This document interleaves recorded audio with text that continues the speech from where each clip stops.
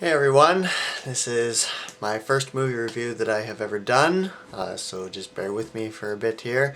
I'm actually doing this review for one of my friend's websites.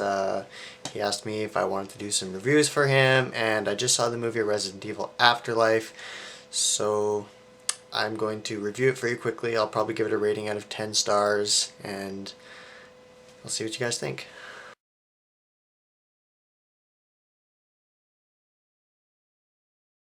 So let me start off by saying this movie was probably very highly anticipated by all the Resident Evil fans, mostly because it relates to the video games a bit more, and they actually shot this one in 3D and it was actually very cool. They actually gave us these 3D cool glasses that I saved from the movie.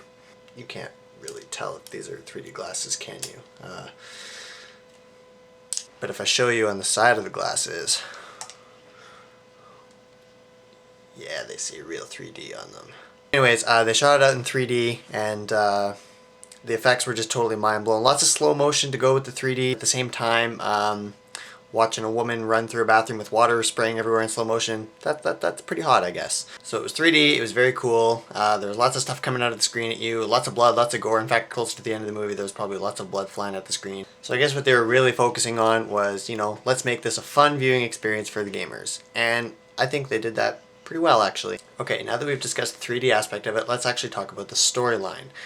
It's supposed to be closer to the video games. They're trying to take the series into a new direction. They even added a little bit of a cameo at the end of the movie. I can't tell you guys who it is, of course. I don't want to spoil anything for you. Basically, the storyline, it's kind of slow at first, you gotta admit that, but once you get through the whole slow storyline, you know, these people meet these people, hey, this is going on, that's going on. Once you get through all that, it's basically just, you know, all action after that. Like, the action doesn't stop. One of the best things I liked about this movie was that, oh, Wesker is back, and he is a badass. I mean, you look at the third movie, he's just kind of like sitting in his chair.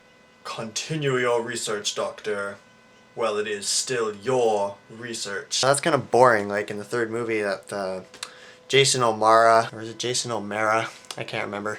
But I mean, he was just kind of like a frozen, frigid ice cube, and then in the fourth movie, he's just like, bam, bam, he's gonna explode and have things coming out of his mouth. Which is, of course, what the filmmakers were trying to do, making the movie a little bit more close to the video games. Wesker is now a badass. He fights. He actually has a character to him. He's not just some guy that sits in a leather chair and shouts commands. Or mutters commands under his breath. As for the scare factor in this film, well, there's a few jumpy parts, I'll admit that. Some people might get scared more than others. I mean, I have to admit, there were maybe a couple of parts in that movie where even I jumped out of my seat a little bit. And then after the movie, my friend was all just like, ha ha ha, dude, you spilled your soda all over your lap. Dude, I didn't have a soda during the movie. Some jumpy parts, some not. I think they were kind of focusing more on the gore and all the special effects and stuff just to please the gamers. And it seems to me that the direction they seem to be taking this series, especially even with the video games, it's not really a zombie movie anymore. It's kind of like a weird guys walking around with things coming out of their mouth movie. Haha, that sounds like a bad porno name. Another great addition that they made to this movie was Wentworth Miller playing Chris Redfield. You may have seen him from Prison Break. So now we got both the Redfields in this movie, and they're both kicking some serious ass. Now let's talk about this character Alice for a bit. I know, all of you guys are just saying, oh, why do they have to keep Alice? She's such a stupid character. She's not even from the video game. But to me, in this movie, Alice's character kind of changes a little bit from the last movie. She actually seems like an entirely different person almost. She's still got her badass fighting skills. Now, in my opinion, since I've heard so much that they're going to take the series in a new direction, I'm thinking they're probably going to drop Alice a little bit sooner than we expected. So you put all these characters together into this one film, you just kind of mesh them all together, and you get an action film that's based on a video game. What more could our target audience want? So all in all, if you want to go see a good movie that has blood and gore, good action, good special effects, then this movie is probably a good movie for you to go see. Now, I haven't actually rated movies a lot before, but I would probably give this one an 8.5 out of 10. But only because there's no nudity in it.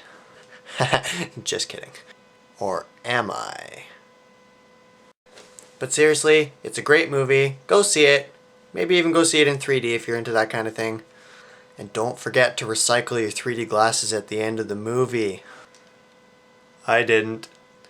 Alright, I'll see you guys next time for another movie review.